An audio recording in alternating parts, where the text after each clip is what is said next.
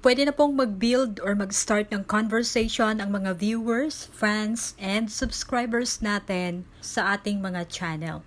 Kung napapansin nyo po, may makikita kayong mga ganitong post sa community wherein pwede na tayong mag-post or mag-start ng conversation sa ibang channel at ganun din po ang mga fans or subscribers natin.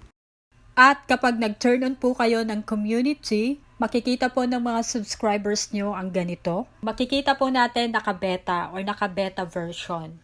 Meaning, kapag po naka-beta version ang YouTube channel mo or YouTube Studio Beta ang gamit mo, makakapag-post po or makakapag-start ng conversation ang mga fans or viewers mo sa channel mo. I-click natin ang Go to Community at makikita natin ang post ng mga fans or subscribers. I-click lang natin ang What's on your mind at makakapag-post na tayo. Parang Facebook lang, di ba? So, halimbawa po naka-beta version kayo or naka-YouTube Studio Beta.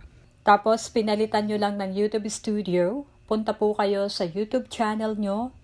I-click nyo po ang profile picture, settings or account. I-scroll down at makikita nyo po YouTube Studio or beta features. I-click nyo lang po ang join to join the beta program.